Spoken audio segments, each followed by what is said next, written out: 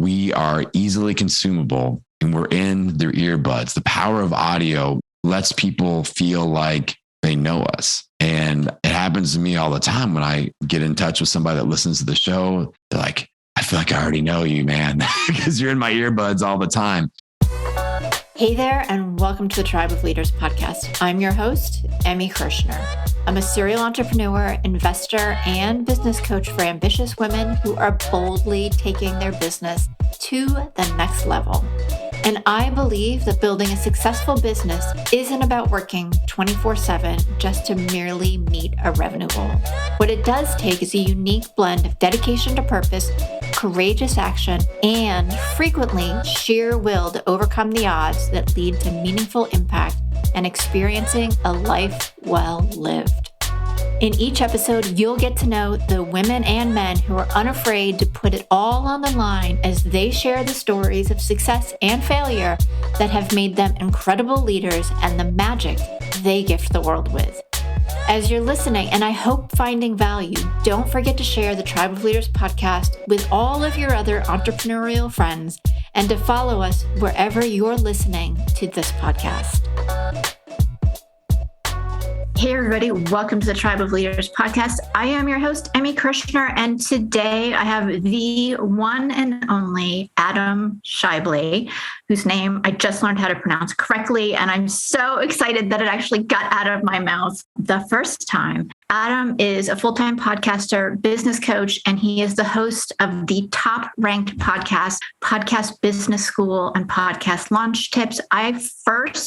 I think found Adam, I know it was Apple Podcasts, but it was like 6 months ago that I think I started listening to your podcast. Your team is now producing this podcast. So thank you so much and welcome to the show. Well, Emmy, I'm very excited. I love what you're doing with this show. Obviously, we're invested in your brand and making sure you grow it and all that stuff. And we were talking earlier, like some of the best interviews that I do on my show or on other people's shows, we already kind of know each other. So I think we're going to crush it on this one. I'll go ahead and put that expectation out there for your audience. We're totally going to crush it. We're totally crushing it. I would love, because I think it's so interesting to hear people's background. You did not just come into the world being the podcasting business guru. So share with everybody a little bit about how you got there and where you started. I've got a new twist on this one day because I brought up an old story on Instagram. I do an Instagram live every Tuesday night. And I told the story about when I was a senior in high school, and I told my family that I was going to go to college to become a personal trainer. And then every weekend when I'd have dinner at my grandparents' house, my grandfather, Babe Thrasher, shout out to Grandpa Babe, he was a 2-time sheriff, like big policeman. And every time I'd see him, I can get you a job on the police force. like that's how much confidence he had in me. I'm just thinking Grandpa Babe would roll over in his grave if he knew that I was going to be a full-time podcaster. Like he thought personal trainer was bad when I go, hey, I'm going to be a full-time podcaster. What in the heck is that? Yeah. So that would have been an interesting conversation. But no, I went to school for health and fitness. I was very invested in like strength coaching, personal training, eventually owning my own gym. When I graduated, boot camp fitness was really taking off. So I kind of went that direction, and we started helping a lot of people in my hometown. My business grew extremely quickly. I figured out that I love being a community builder. I love that part of it. Didn't love being in charge of a whole bunch of people. That wasn't my jam. So, lessons learned, but we were looking for ways to expand our impact. And I ran into podcasting eventually. So I started a weight loss podcast called The Million Pound Mission. And I fell in love with the medium because fitness is pretty aggressive and cutthroat, very competitive. Mm-hmm. Like when we started our bootcamp program in 2009, there were probably 5 fitness options in our hometown. And by the time I sold my gym in 2019, 10 years later, there were literally 50 bootcamp programs and all the big brands, the Orange Theories, the CrossFits, the 24-hour fitness, they all came in and they all fight dirty with big marketing dollars. So I was like, this isn't so much fun anymore. But this podcasting thing, by that time, I really saw the opportunity to make an impact, and more impact drove more income. And it was leveraged income where I could work from my basement. I could be a dad. I could do all the things and have the lifestyle that I wanted. So we transitioned out of the fitness industry and eventually led into podcasting about podcasting and kind of some podcast mentorship. So that's kind of the short story of how I transitioned to being this person that, from 2015 to present day, I've been all about podcasting. I'm curious too. Well, let me interrupt that thought process with, it was funny because I was driving down like one of the main drags where I live now. And I think in a 3-mile span, I passed like 3 or 4 different gyms. And not even like the Planet Fitness. It was the Orange. It was all the boot camp, different type of things. And I was like, wow, like, are they making money? Like, that's a lot. Because they're like the next 3 miles would have had the same density. Yeah. So it's insane. It's highly competitive. It's cutthroat. Like we would have some of these big box chains. I mean, not to name any name, you may have some theories about it, but a certain brand would have people sign up in our gym and recruit people out of our gym. And I'm just like homegrown, hometown guy going up against that. And like I said, when I found podcasting, everybody's collaborative and everybody's working together and everybody's just helping everybody. I was like, this is my jam. I want to be here all the time. So that was the goal. Well, and I think the way to build businesses that last. So when you started podcasting and you made that transition and decided to sell the gym, was it an easy decision for you, or was there a little time to really think it through? I started leaning that direction for a couple of years. So like 2017, 2018, I spent less time in the gym, which my clients didn't like. I heard lots of voices of disapproval, which actually made the decision easier because I didn't enjoy myself. And that's one of my big rules of life is like, I really want to enjoy every day. And if I'm out there doing what I do best and do what I believe I'm put on this earth to do, I should enjoy every second of that. And every day is recess. And like you deal with stuff, but it's like you wake up motivated, you're excited to go. So I lost that. And so it was a well thought out process. And I also knew like, all right, I have to replace my income through all these online adventures that I'm creating in podcasting. So we did that, got to that point, got a good foothold, and just some good old fashioned timing by selling the gym in December of 2019, pre-pandemic. That was a stroke of luck. Yeah. And everything's worked out. So, and I owned the real estate of the gym. I sold that a couple of years later, like last year, and we did extremely well on that. So 2 well-timed maneuvers there, and I was due for some good luck. So I accepted it. Yeah, absolutely. You got to love when those things happen because it's sometimes not the intention when you're first starting something like that you'll sell it or that type of money will come in, but it does feel good when it happens. Yes. So when you started your health podcast, what had you switch to business, like teaching people how to start a podcast? So with the health show, the main monetization was coming from, I had a membership. I did some individual coaching, accountability, just all weight loss based stuff, courses, all the things. I tried everything. I would do really, really well with challenges. And, in the health space, like I said, I'm a big community builder. I like just circling people up, circling the wagons and going, everybody plug in. I got plenty of energy. Just borrow that until you build up your own. That's what I'm best at. So I applied that to the online health space, and that set me apart because online isn't as high touch, and you need high touch and you need accountability in weight loss specifically. When people have a serious weight loss goal, they won't do well with an automated course because if they could do that, then they would be able to get themselves up and going and healthy. They need more accountability. They need more support than that. So that was kind of my niche. I'm like, let's dig in together. I got your back. And so that was how we built up the income to replace the gym income. But then I started having other podcasters take notice and go, hey, like you're building an audience here and you're also making money at this. I see what you're doing. Could you consult on what I'm doing so I could level up a little bit? And at first it was just other health podcasts. I'm like, cool. But then I started getting into like business podcasts, social media podcasts. I mean, anywhere. I'm just making friends. I'm good at making friends. And so I was like, this is even more fun. And just put all the cards on the table.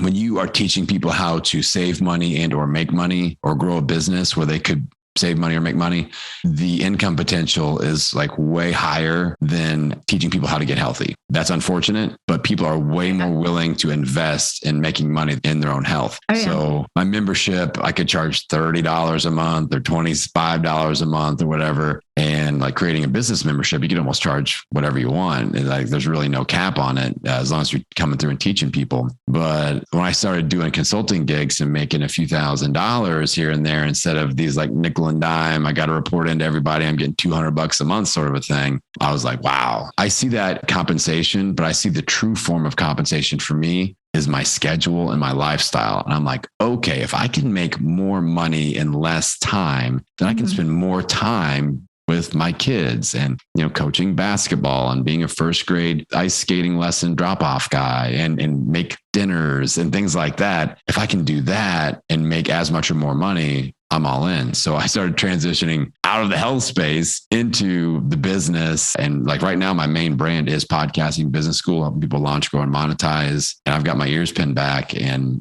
I still have a health show in the low carb space. We're actually going to shut that down. I found somebody to take that over. And so I'm transitioning out of that. And it's just all in the business world, which is really exciting and interesting for me. It's what I'm really hot on right now. So we're going all in. Which I love because you have great content. Thank you. I don't remember which episode it was, but the first episode that I listened to, I was blown away because I'd listened to a couple of other podcasts on building podcasts and they were fine, but it was just like truth bomb after truth bomb of, oh, just do this. And I was like, oh, so I listened for a while and then obviously reached out. But yeah, I want to circle back to what you said about people not investing in their health, because as a health coach, it was a challenge. Like I would watch people choose not to work with me or somebody else for that matter, and then go drop the same amount of money on a pair of shoes. And they were like really sick. So it wasn't that one person. I think as a society and as a culture, we're not valuing our health, or we haven't as much as we could. I feel blessed because I get to do a little bit of both now with the business coaching, but you're like really making huge shifts for people and how they're structuring their businesses and what they're creating and how they can connect with people. So it's a lot of fun. Yeah. Impact is impact. And of course, you get that high when you help somebody basically save their own life. Like in my gym, in the first couple of years, we helped 15 different people in my hometown locally lose over 100 pounds. And that's crazy. And that's awesome. But like you said, eventually things pop up, weight loss and health shifts. It's one of the hardest things people will ever have to go through. And that's just the way it is. Do you find with your coaching that when people start doing more in their business, and I don't mean task more, I mean, it's growing, they feel better, that they also circle back into some of the health and wellness pieces too? Oh yeah. I mean, momentum is contagious. And if their business is growing, but not just growing, they're getting results, AKA more impact, more income, but also they feel like they're more efficient. So maybe I'm making more impact, more income, and I'm working the same amount of hours, or maybe even fewer hours. Like that's the way I like to try to push people to. I'm like, we're doing better. Now let's get more efficient. And that's when I started talking about like my 4-day work week and how I take 145 days off per year and all these different crazy things that people are like, mind blown. What are you talking about? How do I do this? I'm like, baby steps. Now we got the systems and processes in place. You've got a leverage lifestyle and you got leverage with your business, but it's not always wise to just add more to your plate. It's like stacking pancakes. Eventually it's going to topple over. So if we add one pancake on, we got to take one pancake off. So we have the same amount or even fewer, and it's easier to balance. Mm-hmm. Well, and you're doing those fewer things at a higher level. Yeah. This 2021 and 2022, it went so well in 2021. It's my mantra again in 2022, but it's simplify before you multiply. And it's like my goal last year was to just deeply analyze what is already working. What's already working well. Maybe not growing to the potential that I thought it had, but it is working. Like my membership, Download Growth Club, you know, all the action that's happening in there. Like that's been around for a couple of years and it's been a slow grower, but everybody that's in loves it. They use it. So I knew it was working. I just had to figure out how to market to the right people to get more people in there. That was the only tweak. It wasn't just create something new, because that isn't quote unquote working. It was working. What wasn't working was my marketing. And now we've got that dialed in and people are starting to come in and more people are loving it and we're getting more referrals, which helps build everything. So deep analysis, simplify before you multiply. And now this year, today I was doubling down, going through my lead magnets, kind of fine tooth comb. I'm like, all right, when somebody pops in, this is what they're seeing. Here are the emails that they're getting. Are all these links still good? Is that the best place I could send them? Is that the best language? Just optimizing the heck out of everything that I'm doing so that it works even better and it creates even more impact. Because every year we get more apps and more tools and we create new assets with our content. So I feel like we need to kind of audit the customer journey fairly often, like once a quarter, at least probably, and just see what people's experiences are like. Because a lot of us, like we're super creative. I could create a new thing, a new lead magnet. I actually did this for a while. I created a new lead magnet for every episode for a while, probably like 6 months of my show. Like, there'll be calls to action every episode. Download the free blah, blah, blah guide. And it took forever, but I loved creating things, but it was a waste of time. So now it's like one automated lead magnet, a couple experience-based lead magnets.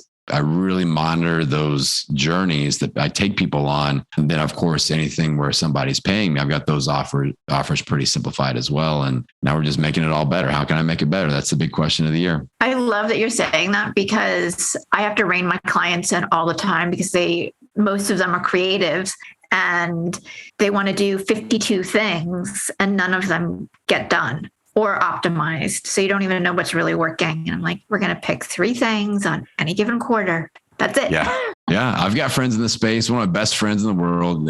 He knows I use him as an example. His name is Danny Vega. He's one of the biggest, health coaches in the low carb ketogenic space. He's my co-host in my show, Low Carb Hustle. But I went to his sales page and he has over 70 options to make a purchase with his company. And I'm like, my friend, this is crazy. Like you are leaving so much money on the table by confusing the heck out of people. They have no idea where to start. So I'm like, you need to narrow all this down into 3 options. I'd like to see some sort of a VIP day where they can come to you and they pay you top dollar for it, or you go to them, they pay top dollar for that. Some sort of monthly small group or one-on-one coaching and some sort of membership. Package all of this stuff into those 3 buckets and you're going to do way better. And he's doing it. And he's like, bro, I should have listened to you sooner.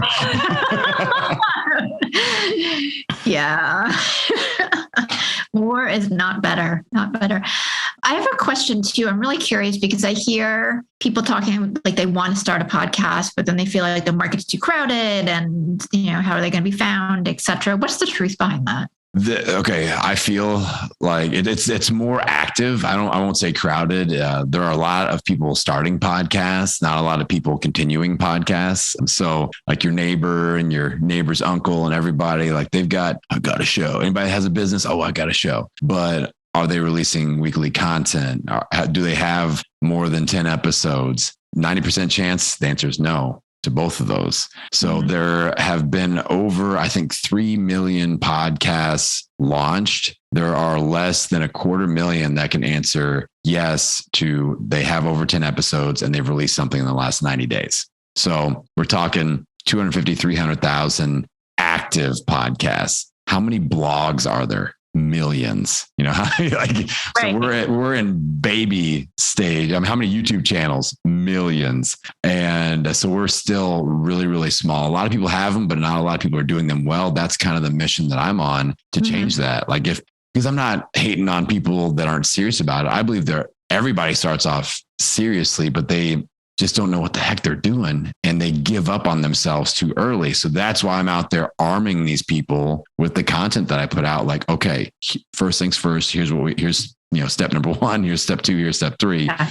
Let's get the foundation correct so that you don't launch something, have your feelings hurt because just your mom's listening in. Sometimes she doesn't even listen in. She won't write you a rating review. It's no big deal. But then you get to episode 7 and you're like, screw this. It's crickets. It's a waste of my time. When maybe if you just done a few things differently, you would have a very successful show and you'd be impacting a lot of people and you'd be building a brand, you'd be building a business. And it's not rocket science, and it's not like it's thousands of complicated steps. You just have to do the right things in the right order. And again, that's what I really focus on, as you know, with the stuff I put out there. So yeah, absolutely. And it's so funny that you're saying that because I had the hardest time getting some of my closest friends to leave reviews. Yeah. Like everybody else, piece of cake. But They never want to help out. Your friends and family, they think when you start a show, at least like I'm from the Midwest, and the whole attitude is, he thinks he's big time. Like he thinks he's a media personality. That's how not all, but a very high number of my gym clients were. They did not like that I was doing this. I would get notes, get off the Facebook and get back in the gym, and like all these kind of mean things, but it's just people getting their feelings hurt.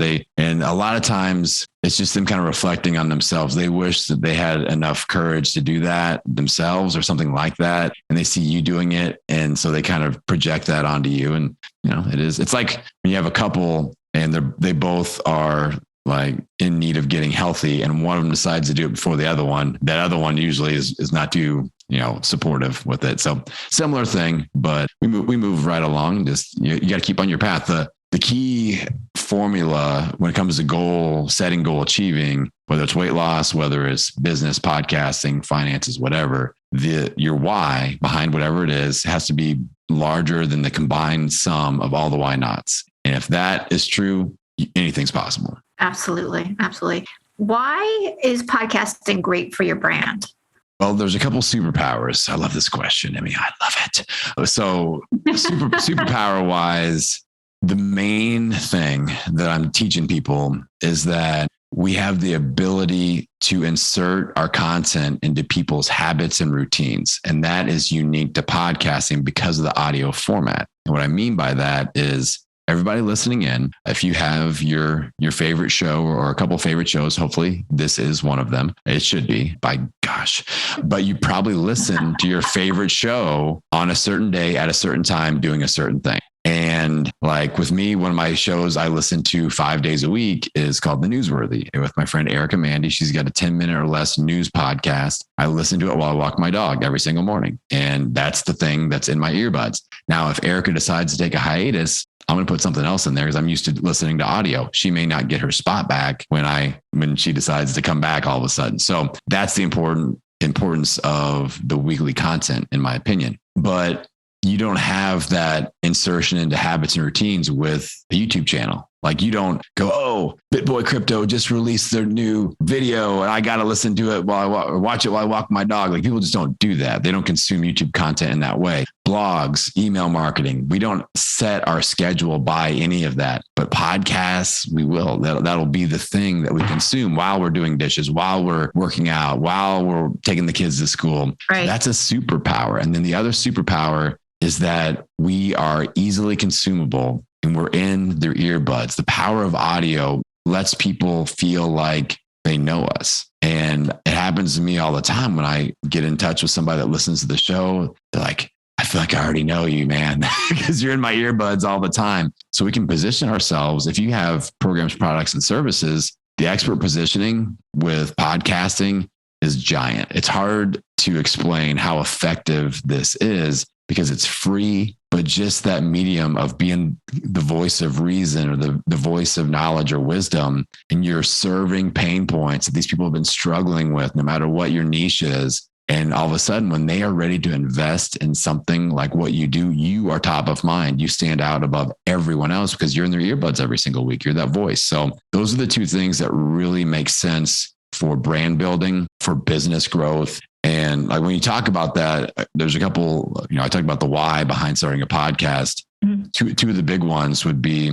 you have an existing brand or business that you want to enhance and grow via a podcast, or you want to start something brand new and develop that business out of a podcast. That's what I did with Podcasting Business School. But I've got clients that are like chiropractors and they want to drive business to their chiropractic, or they want to enhance their offerings to online services and consultations. So they use the podcast to grow that. So if you're thinking along those two lines, it's going to be worth your time to explore the avenue of starting a podcast. Yeah, I totally agree. I am curious, what's your take on building a community, right? Like people are listening.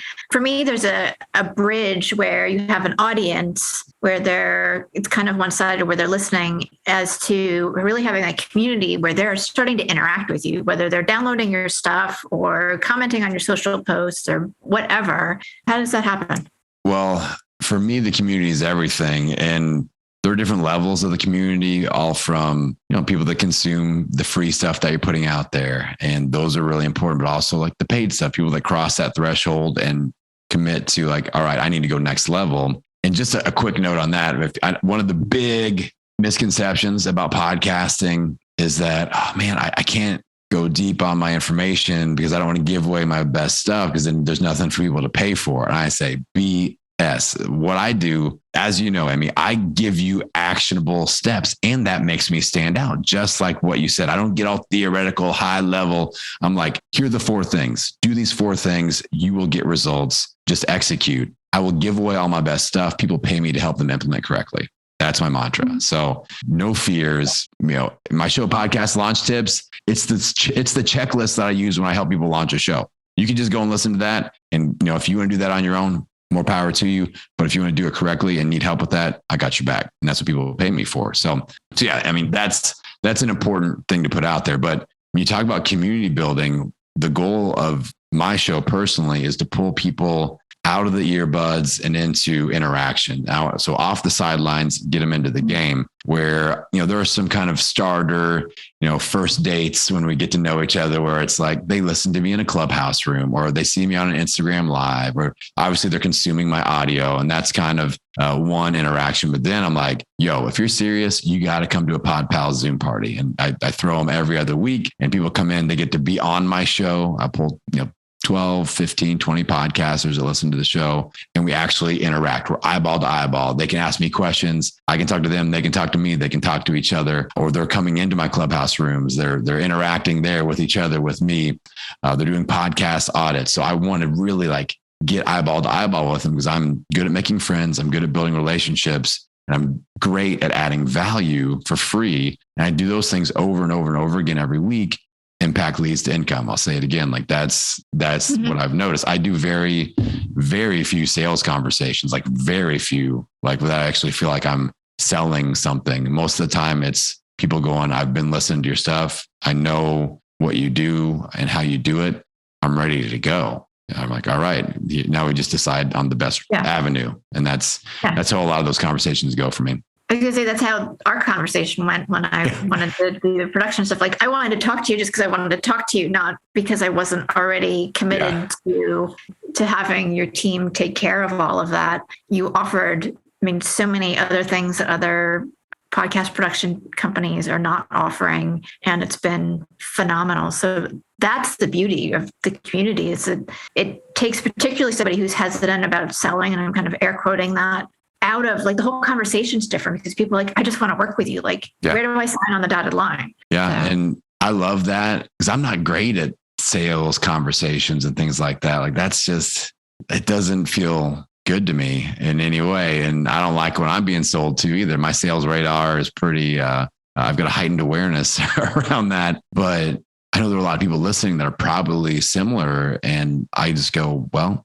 are you good at making friends? Are you good at building relationships and adding value? And if you can do those things, I call it a relationship building funnel. Like some people are automated email marketing funnels, and I'm trying to get better at that. I've got friends helping me out, which I realize that is an important part of my business. I need to be able to do that, but I'm great at building relationships and going, hey, here's the next free thing that you can participate in, or here's how we can interact and collaborate and create awesome content together, or get some answers for you. But if you want to go next level and really dig in, here's an option that I offer from a coaching perspective or consulting perspective or whatever that will accelerate everything, because those people get priority. That's going, it's like the Disney World Fast Pass or whatever it is, you just skip all the people waiting and you go right in there and you get the best of the best. So this too, but the goal is to give so much value for free. People are going, oh, what the heck? Like, I can't wait to see what I get when I actually pay for something. And then we really,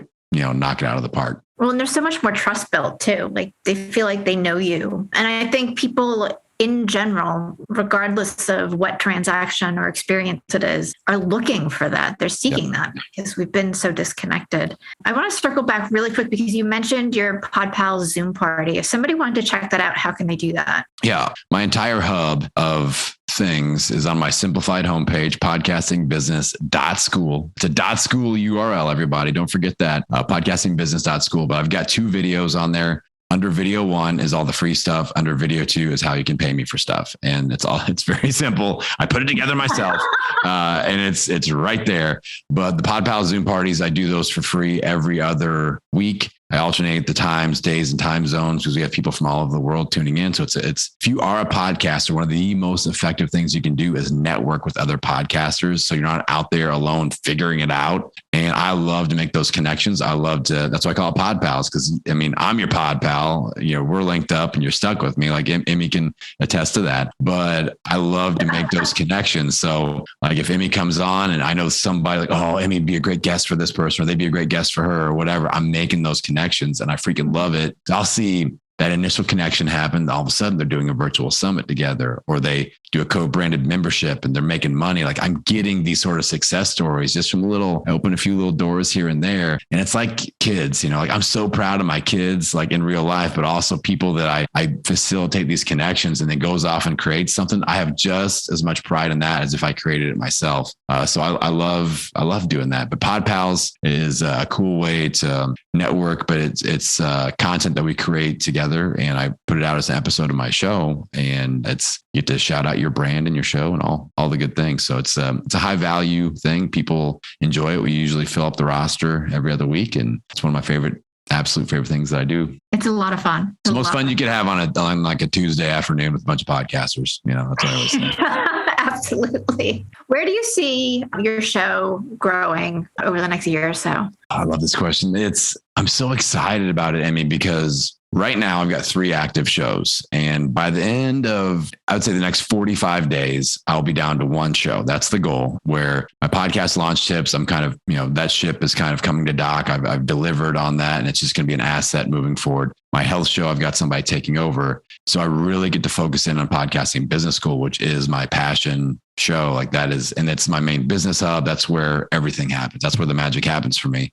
But I'm thrilled because I'm still so curious in this space. Like I have so many questions and so many ideas to explore and so many people that I want to learn from that drives everything. And I think that fuels the interest in the show, and that sets me apart. I'm not podcaster on Podcast Mountain going, I have all the knowledge. I've acquired it all. And I will now dispense it to you through your earbuds. Like I know a thing or two, but the show's driven by curiosity and interest. So we're doing a bunch of stuff on email marketing because that's an area that I want to learn about more and really figure that out. NFTs, Web3, metaverse. How does that apply to podcasting? What does the metaverse look like for podcasters 5 years from now? How do we get ready for that? I'm having that conversation today. How do we create NFTs for our membership so that there's like this ongoing kickback opportunity and all things NFTs? What happens if people want to start paying us in Bitcoin? So all those like curiosity zones I'm going to be able to dive into. And the podcast audits are still, it blows my mind. My podcast audit episodes, when I invite people on to analyze their podcast with their show growth opportunities, their audience engagement opportunities and monetization, those are my most downloaded episodes. And it's audience members coming on. I could have the most famous podcasters in the world come on, and the podcast audit will do almost twice as many downloads for just compared episode to episode. So I'm really thrilled with the community and the energy behind the show. And again, the fact that I'm still so curious and still fired up every interview, every Pod Pal session. I'm never like, oh, kill me, I got to do another interview. Like I'm really excited about it. I have genuine interest and excitement and curiosity. So I guess that's what I'm most excited about. The fire is still bright. I love that. Well, I can hardly wait to tune in because those are really fun topics. And you're right. Like I'm curious. I'm thinking about those things as well. Like how is that going to shift how we market and how we do business and what is there to play with? Yeah. So, yeah. Awesome.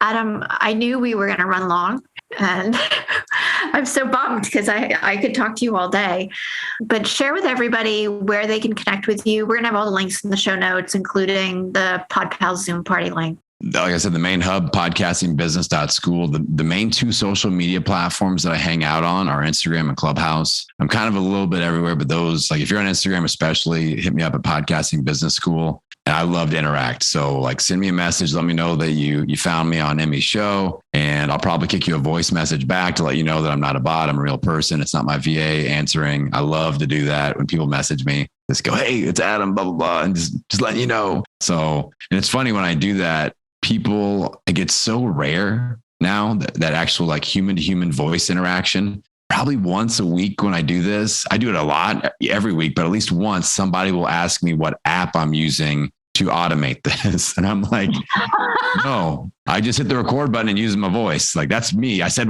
your name, what day it is. And like, I gave you a genuine human message. So that still kind of blows me away, but I love the human interaction component. So yeah, you guys can test me on that. Send me a message, see if I message you back or not. And that'll be our little Instagram challenge that we do. Perfect. Well, I'm going to leave it at that. And Adam, thank you so much for coming on. Amy, I appreciate you. Everybody out there, if you got value out of this, leave a rating review and say that Adam's episode is your favorite. That'll really boost my ego. So I appreciate that. Yes, definitely. We want Adam's episode to be the favorite. And share it with everybody, because I'd love to see more podcasts starting and staying. Like me too. Yeah. So let's make that happen. Let's go. Thank you so much for being a listener to the Tribe of Leaders podcast. I am so grateful for each and every episode that you tune in and listen to. And I hope that you get a ton of value that you can implement starting today. I do have just a quick favor. If you wouldn't mind hopping on to wherever it is that you listen to podcasts and leave us a rating and review, it would help us tremendously so that the Tribe of Leaders podcast can be found more easily and help inspire other entrepreneurial leaders.